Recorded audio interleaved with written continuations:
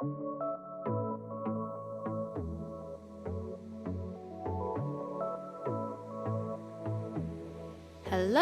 Hi, Sam. Hi, how you doing? I'm good. How are you? Yeah, can't complain. Life Yeah. is lifing, you know? What are we going to talk about today? Well, we had a conversation about J-Lo and Ben. Yes. I found out that he inscribed, I don't know if you saw this, he inscribed on her ring, like not No. going anywhere.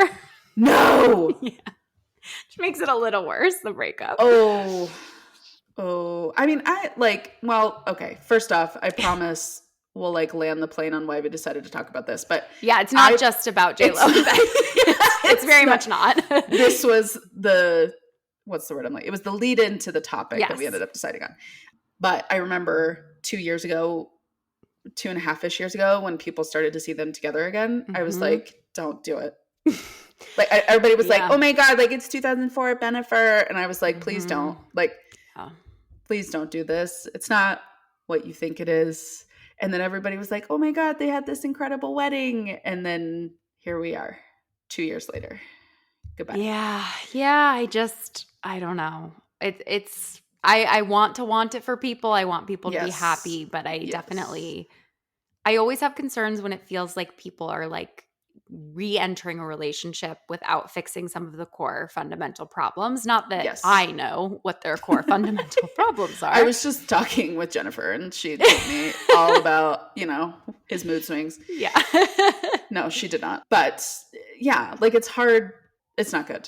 Therapist to therapist. Yeah. We know that's probably, it's kind of like clinging to the past a little bit. Mm-hmm.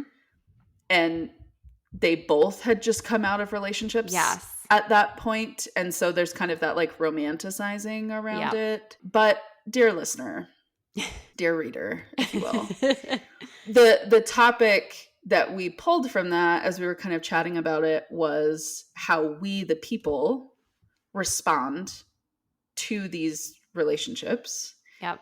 When they end, when they begin, stuff that we hear about happening in the middle, and kind of this very frequent reaction that you'll see from people, especially in the social media age, where it becomes, oh my God, love is dead.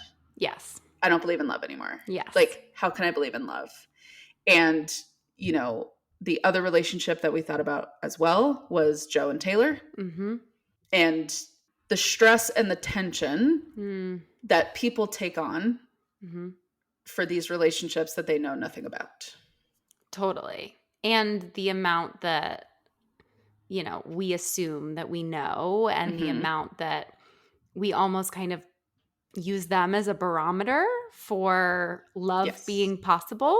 I remember when Joe and Taylor broke up, I saw on TikTok people were talking about should I break up with my partner because of this?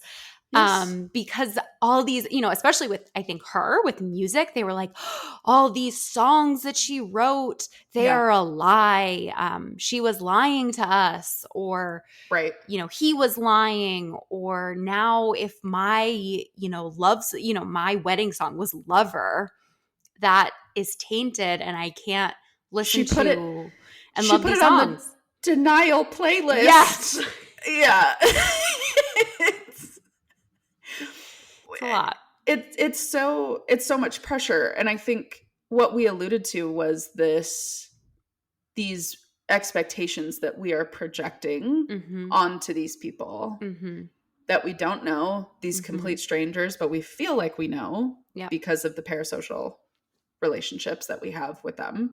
And I think the interesting thing is Taylor, I think there's people that think Taylor kind of owns the idea of the parasocial relationship because she has leaned into it so hard. Yeah. But really, you have that with any type of a celebrity, influencer, any sort of public-facing figure. Yep. You feel that you develop this relationship with them because you're hearing them talk, you're reading interviews, you're watching them perform, speak, do whatever.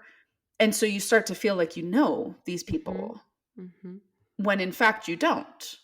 Yeah, your brain does a good job of filling in, right, all of like the Right. background missing Right. info very Right. easily. Yeah.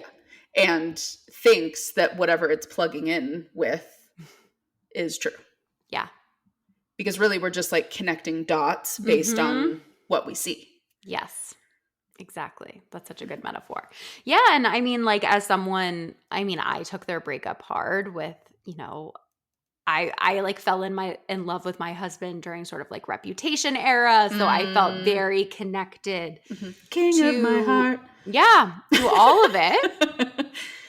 But I think what people also forget, and this is like, you know, a different topic, but I think people forget that you can, as therapists, we know, I feel like we know this very well.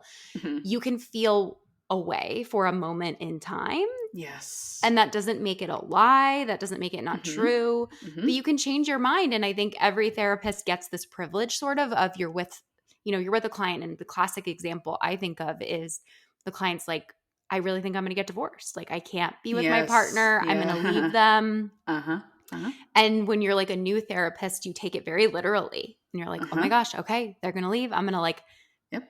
support them in leaving. And Yep. then like they don't leave and they Right. not, you know, obviously if Yeah. there are other issues, we're not talking about an abusive, unhealthy For sure. relationship. Yeah. But you see how much it's not that that person was lying to us, right? Like a month No. ago or a week ago. It's Mm-mm. that they changed their mind. It's that they can feel a certain way. It's that they temporarily can feel a certain way. And that doesn't dictate necessarily how we permanently feel. And I think, especially if we're talking about songwriting, which is, she said herself, often she writes them in a specific moment with a specific feeling. Yep. It's like a page out of her diary. I mean, if you think about your own diary or how fleeting, right, our thoughts can be about different things. But it doesn't mean we're lying. No, and I'm going to leave a very specific note to my descendants saying, do not read these. Well, you should probably burn them. I have kept them in a box. I'm going to find one trusted grandchild and I'm going to be like, you are the one that has to figure out what to do with these, but whatever you do, don't read them. Yes, because it is like the human experience is volatile. And then when we add in other people to that mix, it's even more so. Right.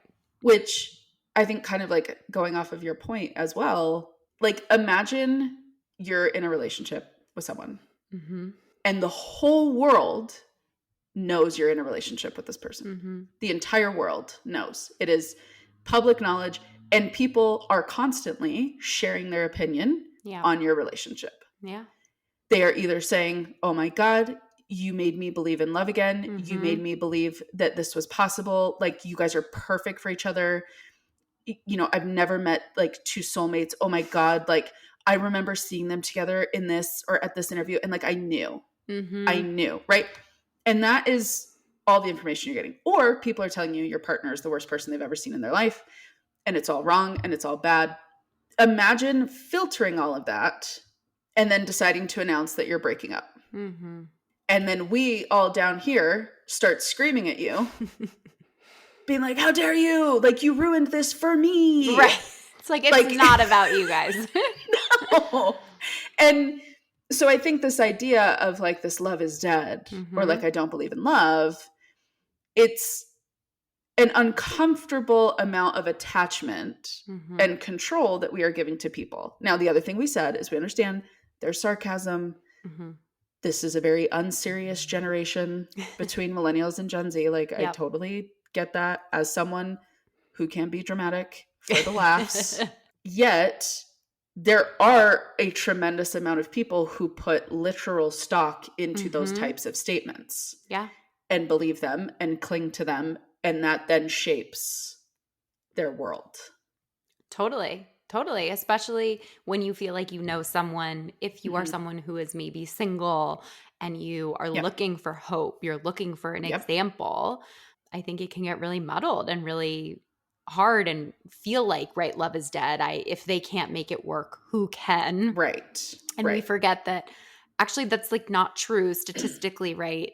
There's a reason that celebrity relationships don't work. And a lot of it has to do with the public perception and pressure. And like you said, Sam, I can't imagine being in such a public relationship where normal human feelings, normal difficulties, Mm-hmm. people fight, people Yes. have disagreements, Mm-hmm.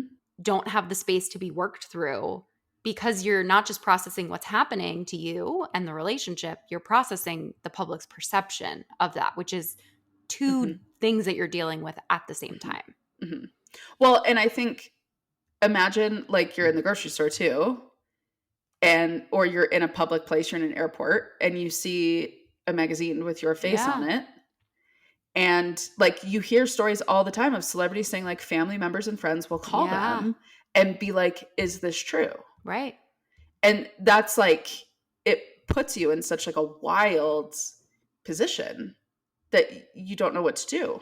Especially with like cheating rumors or this or that. Like, Mm-hmm. I think anyone, even who's so secure, would feel, a little bit Insecure. paranoid seeing all of that. Yeah. Yeah.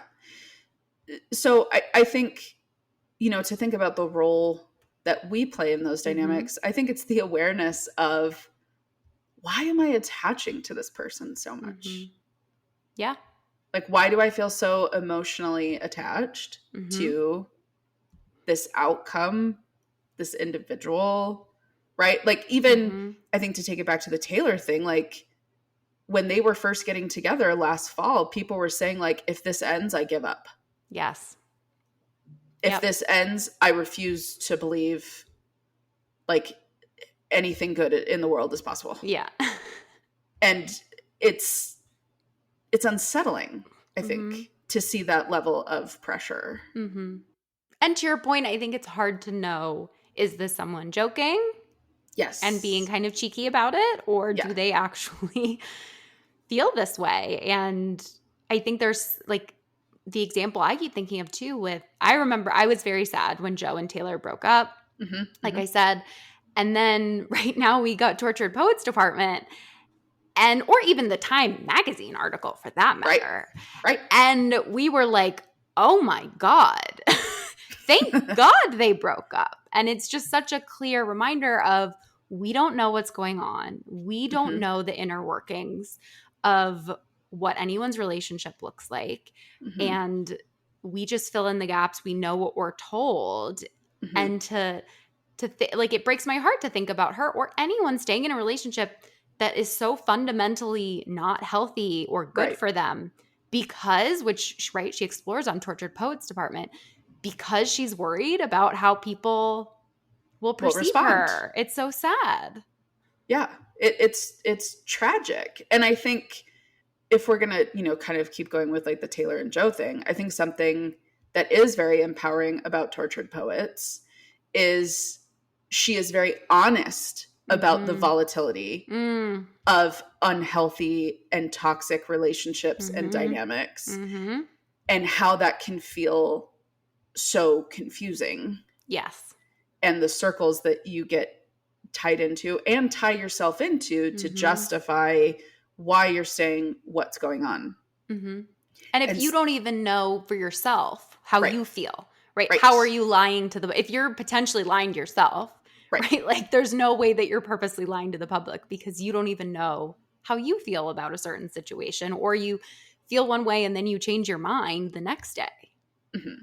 Well, people are very unsettled at the idea of changing their mind. That's such a good point, Sam. That is such a wild concept I'm finding for so many people with, I think, the social media concept of like the perfect clapback, Yeah. the perfect one sentence synopsis that tackles everything that you're feeling, everything that you're thinking, like in one go. Mm-hmm. And to be introduced to nuance and new ideas, or you see things differently, or you see the reality of something, that cognitive dissonance can be a lot to sit with. Mm-hmm. And I think talking about this idea of, keeping up with celebrity relationships and following celebrity relationships and all of these sorts of things, it's hard to detach from those things that you're seeing, Mm-hmm. and to recognize that, no, that doesn't have anything to do with my life or my mood, and to trust that they're making a decision that is best for them. And that there's probably a reason why they're either not staying in the relationship or they are staying in the relationship. Whether we agree with the reasons or not. Yeah.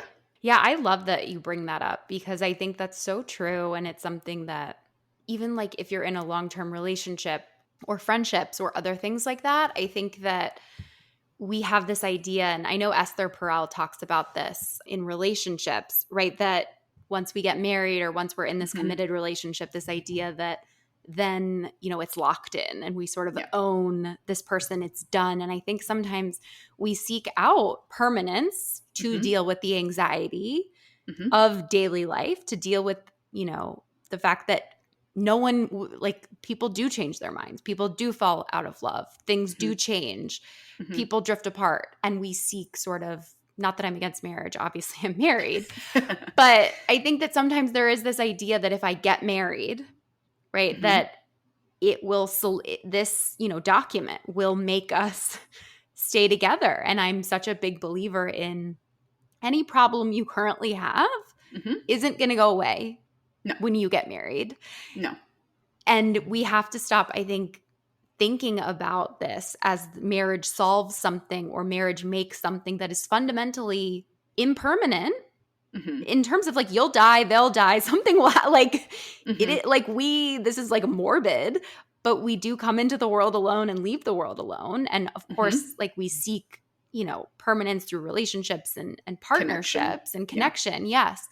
But we try to make something permanent. And at the end of the day, all you really are is like renting your partner and renewing the lease constantly. I didn't come up with that. Esther Perel did. But right? So good.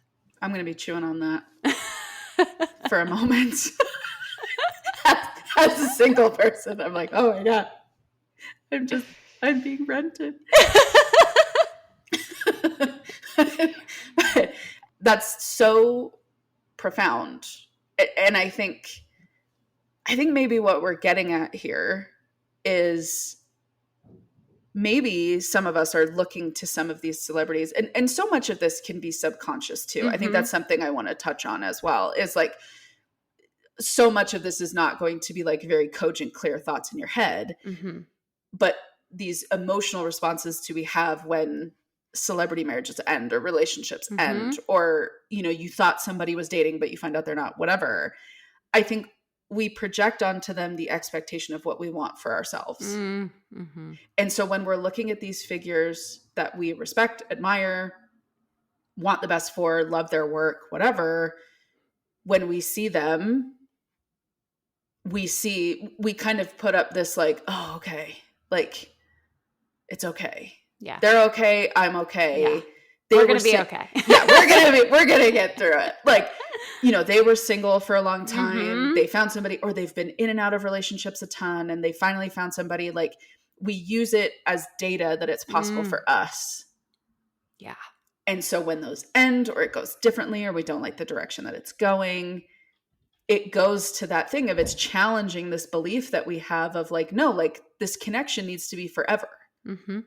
I have to be able to find a connection that is forever. And if nobody can find that, why am I bothering to find that? Yeah, I think that's such a good point. And I think that it is so much projection, or we see them ourselves in them. So we assume that we are like them and that they are like us. And I think it's such a good gut check of like, none of us are like Taylor Swift. No. Right. No. I don't have that type of pressure in my life. Yeah. or resources. Or resources. Yeah. No. We do put a lot of stock in it because it feels like, it feels safe. It feels like we can see ourselves in them and we are going to be okay. Yeah. I mean, I think, you know, statistically, right, celebrity relationships are very volatile. Yeah. Because they're complicated.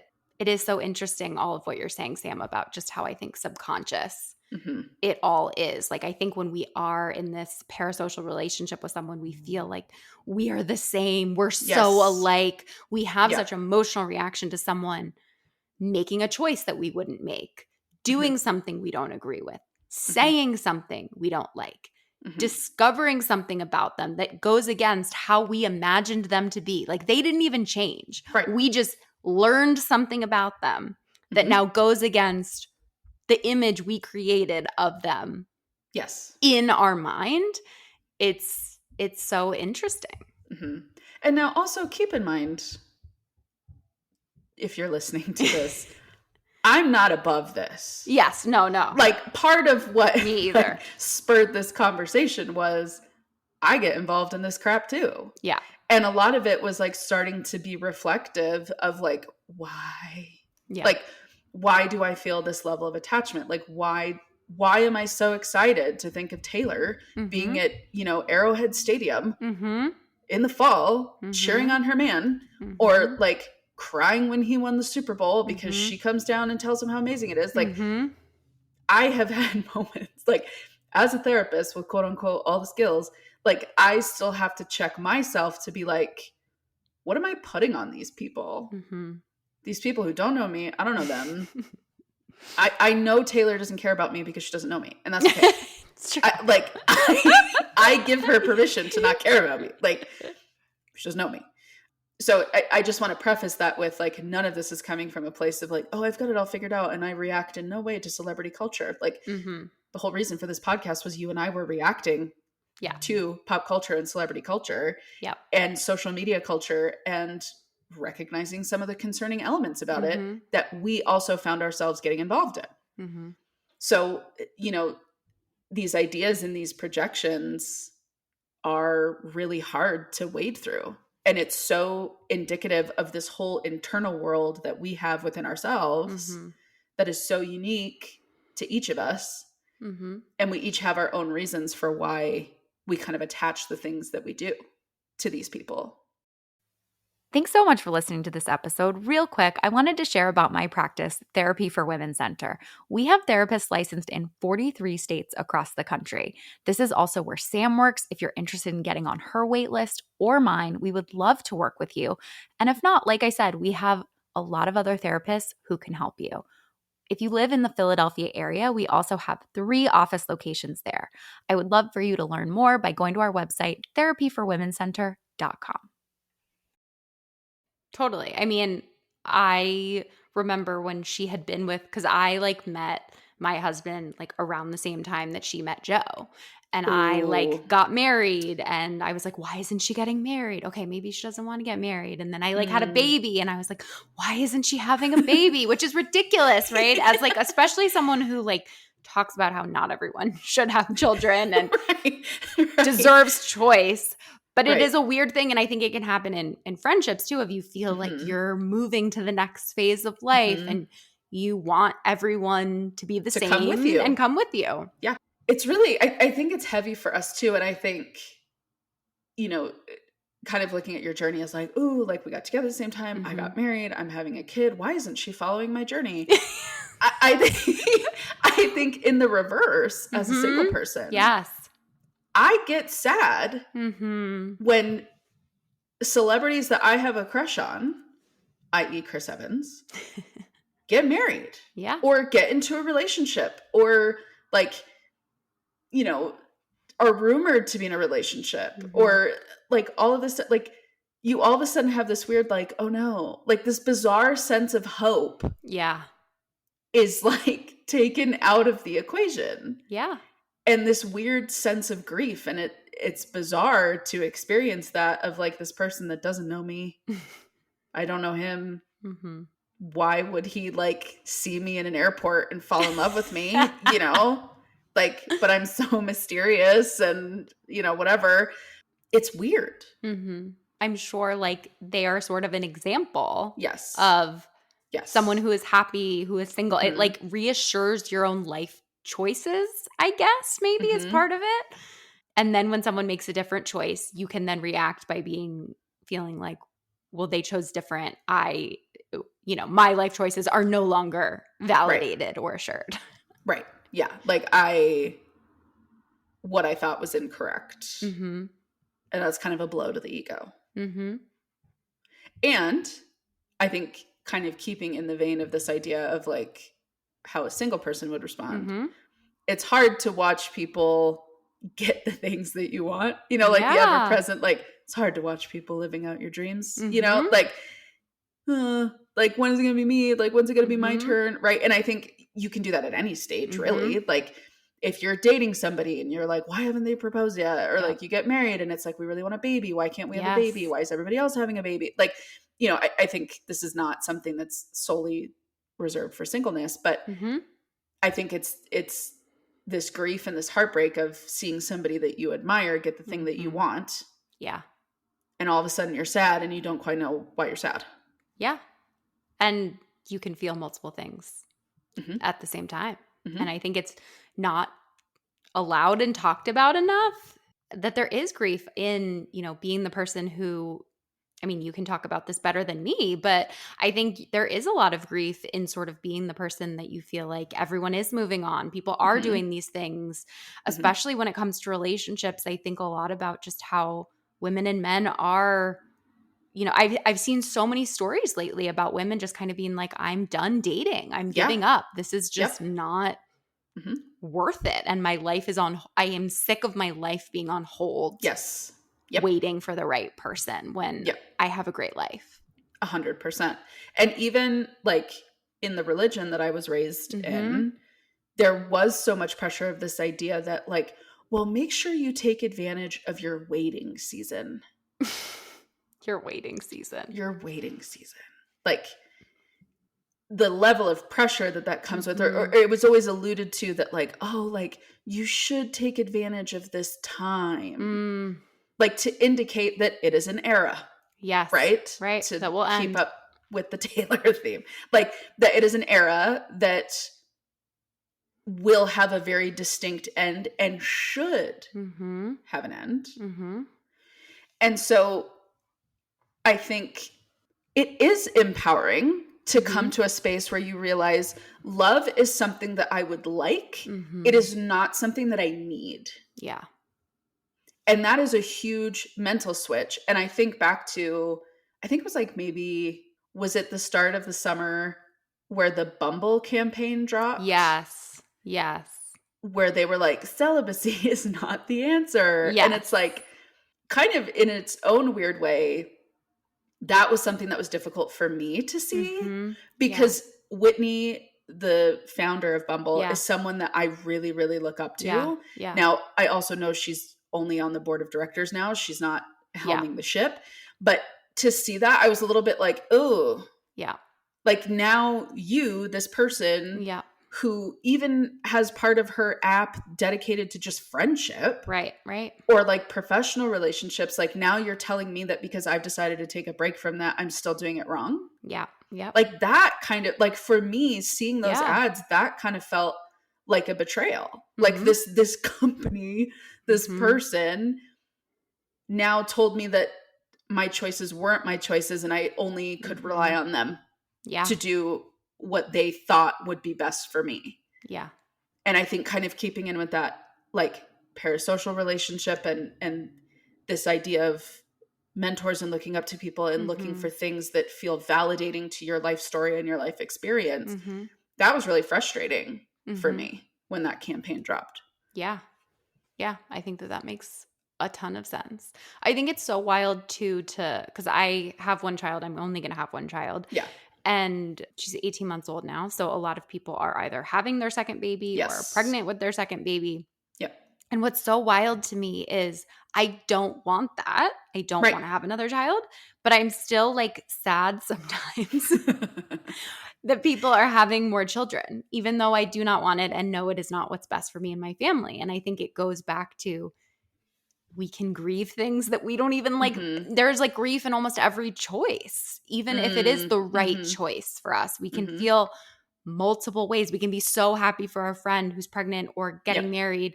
Yep. It was just wild to me that I didn't even want that. Like it's one thing I think Yeah. we talk about, of course you can feel grief if your friend is getting married and you really want that. But it was Mm-hmm. wild to me to watch how I don't even want it.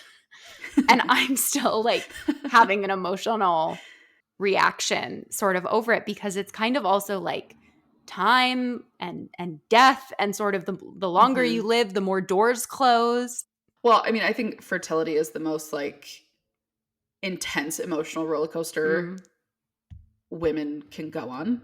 So I think like for you, kind of using that as an example, like what caused you the sadness about that? Was it like being left behind? I think that's part of it. I think I also had always, like a lot of us, thought that I would have 2 children. And there is still like I still worry, you know, as much as I think there's been a lot of progress of, you know, single one and done children are, you know, a lot of the stereotypes have been disproved and stuff like that. Right.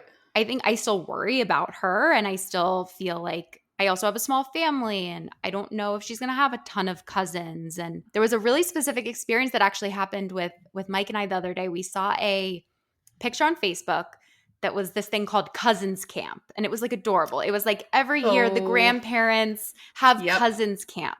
Yep. And Mike was like, we should do that for Peyton when she gets older with her kids. And we had to be like, oh my God, she's going to never – it's not that she will have cousins if my brother has kids, right? But as her only child, we will never have grandkids from multiple children that could create a grandparents camp. If people are following me. No, yeah. Like this like realization. The only grandparents we will, or the only grandkids we will have will be from her. Right. And that was such an interesting, such a random thing, but we had to be like, oh, right. Like this is a choice we will make. And it was just something we hadn't thought of. We thought about we may not have grandkids because maybe of her. she doesn't want them, can't have them, whatever. Right. But it's like stuff like that, which is just when you're, I think, going against the grain or doing something slightly different, or it's different than you thought. Yeah, there is sometimes just like I'm not going to have that. But it's like we can never have everything. No. And that, I think, is what's so interesting about human beings is fundamentally, right? Life is walking through doors that then all of our choices render us not able to have other choices. Specifically. Yeah, it's just so interesting how different things like that kind of hit you. And those are some of the things that I think about. Well, and not only that, but an event that's probably minimum 25 to 30 years down the road. Right. You hope, anyway. God, please. Yes. But still, like this awareness that it's going to be different. But also, I think along with that, I really feel that millennials, and I think this is true for Gen X as well. And I mean, I'm going to preface this with everybody in every generation has always had people doing it their own way. However, I think recently, I would say the last like 10 to 20 years, it has become more accepted and more common to do it completely differently than the majority of people have done it before. And I think for a long time, there was one way to do things. Yeah. You got married, you had kids, dad went to work, mom stayed home. Yeah. That was the end of it. Yeah. There were some outliers on either end, but those outliers were incredibly uncommon.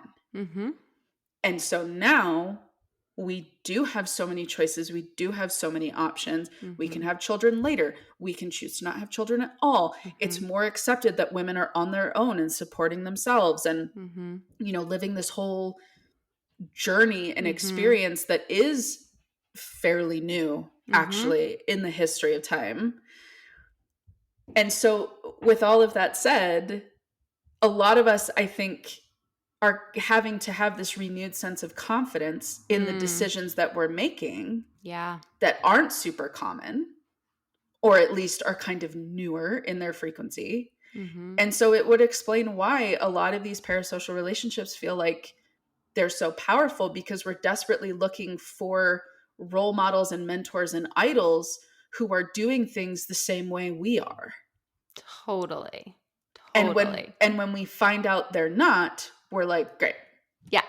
I'm going to die alone. Like that's, you know, to be very dramatic. But yeah, I think that was the thoughts coming together while you were kind of chatting about this cousins camp. I literally had the same thought come together as you were saying that too, of just like, that's exactly it, right? Of I follow some like only child accounts. And if someone were to then have another child, yes, it would be hard. I would have a reaction of, does this mean that I'm making a mistake because they changed their mind, right? They had another child, their circumstances changed. Am I doing the wrong thing? Am I missing something by not doing it right? Where I think exactly your point, like that is where, I mean, I've argued before too, like parasocial relationships can be helpful in these ways. And one of the ways I think is what you're saying of it's a model, it's an example, it's someone we can look to, we can feel connected by, we can be more emboldened and inspired when we see someone else doing what we want to do. Yes. And that's the positive side of it. But then the negative side is when someone strays out of the box we put them in. We don't like it. We get a little cranky. Yeah. And it's like, no, you have to validate me. Yes. Right. Like your job is to make me feel better about myself and my choices. Yes. And it's triggering when we remember nobody is responsible for that. Yeah. And it's lonely. Yeah. And I wonder if like, is that part of your journey as deciding to be one and done? Is there like a little bit of loneliness there? Totally. And what I've kind of come to, I mean, there are a lot of reasons why we're one and done, but For sure. I think one thing too that I had like an epiphany about earlier on was my parents have 2 kids. I have a brother, and my mom is always lonely when my brother's not around. And I'm sure when I'm not around, they're like lonely. And I think there is a strange thing of we have it that like we won't be lonely if we have more kids, or they won't be lonely. But I had a brother and I grew up very lonely, like very, very lonely. And it wasn't because I didn't have enough siblings. It was because I like didn't have enough friends. And I moved a lot growing up. So I didn't really have that stability. My brother wasn't lonely growing up, so I think that we sometimes act as though more is the cure for loneliness. And a lot of times it's like the right kind of connection, which can go back, we should do a whole episode probably on loneliness. Yep. But it's the whole adage of, right, you can be lonely in a crowded room and stuff like that. And I think that that's what I've tried to come to too, is even if I had multiple kids, I'm sure there will always be a piece of my heart that feels like unless all my kids are together, right, I miss them. And maybe having more than one child, I think it's important in any decision we're making to try to understand why are we making this decision, and when are we making a decision out of a reaction to something, trying to solve an emotion or fix an emotion versus a genuine desire. And I think a big reason I was torn about wanting another child too was I worried about my daughter being lonely or things that, being messed up. That's sort of the whole adage. And I was like, I really wanted them to be like really good friends. And I was like, I need to have a child because I want to have another child. Yes. Not with this hidden expectation that this child serves my first child in some way, or will serve me in some way. That is such an interesting concept of this idea of like, children and loneliness and like filling our needs, because I can tell you within my family, so I was the oldest, they had my brother who right off the bat, really intense, high acuity special needs. And they were actually told when my brother was like just a couple weeks old, they're like, well, we've never seen someone with his condition live past 4. Wow. Here he is at 31. But my parents, they wanted 4 kids initially. But then with Alex's condition, they were like, whoa, like, we don't know what this is going to look like.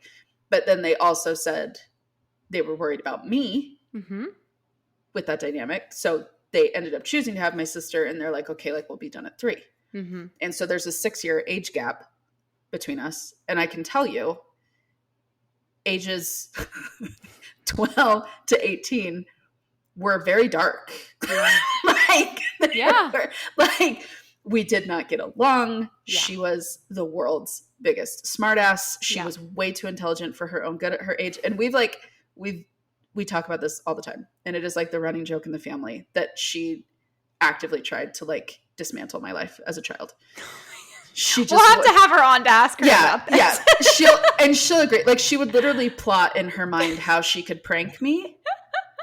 It's an interesting dynamic with her because she's younger than you. Yeah. Oh, yeah. Like, and anyway, and both of my parents, well, my mom's the second youngest, my dad's the youngest. So they just like totally took her side on everything. And they're like, no, but she just loves you and wants to spend time with you. And I'm like, no, she's evil. Like, anyway. But so I say that to now say, like, she is probably one of the people in my life that I am closest to. Yeah. But we had to go through a lot of things to get there. But I also know of people who are thick as thieves when they live at home and they're growing up and everything's great. And then when you introduce adulthood, there is zero guarantee that like your children are going to be closer, they're going to bond, or that it's going to be the outcome that you want it to be. Totally. Or that if you have 6 or 7 kids that some people want to have, which like more power to you, God bless you. Wow. There's a myth that you'll be the big happy family, and that is not true. And you and I both know that from having clients in the complexity of their family dynamics. Totally. And so at the end of the day, if we loop back to, that is why we are constantly looking outside of ourselves for reassurance in what we're doing and what we've chosen to do and the decisions we make, because making decisions is really hard. And committing to a choice is vulnerable. Yeah. And it's exactly like you said earlier, there's grief to it. No matter what phase of life you're in, no matter what stage you're in, it's hard. And these parasocial relationships give us something to look to outside of ourselves, even though we hurt our own feelings. Totally. Yeah, I think that's exactly it, Sam. Yeah, I really agree with your point too about just being a therapist. You get the privilege of seeing all these different dynamics. You get the privilege of seeing someone who on paper, everyone wants their life, and then you hear what it's like on the inside. And I think that there is this idea that more is better, bigger families, happy family, like you were saying, more friends, all of that. And it's great for some people, but I think that it also isn't a guarantee, and you have to want that. Yep. Like anything. Yep. Well, love is not dead, everyone. And someone making a different choice than you does not mean you are making the wrong choice. Correct. Including Taylor Swift. Yes. And now, like we said, now we all got to make sure that if she and Travis break up, we don't hurt our own feelings with that as well. Jury's out on that one. And if that happens, rest assured, there will be an episode. Yes. There will be an emergency episode. We'll walk you through it. And we will hold space for our complex reactions and emotions to that, because we're like you. Yes, exactly. Well, thank you all so much for listening. If you would like to share this episode, share our podcast, it would mean so much to us. Yes, please, please, please rate, review, subscribe anywhere that you listen. We love you. We appreciate you. Thank you. We'll see you next week. Bye.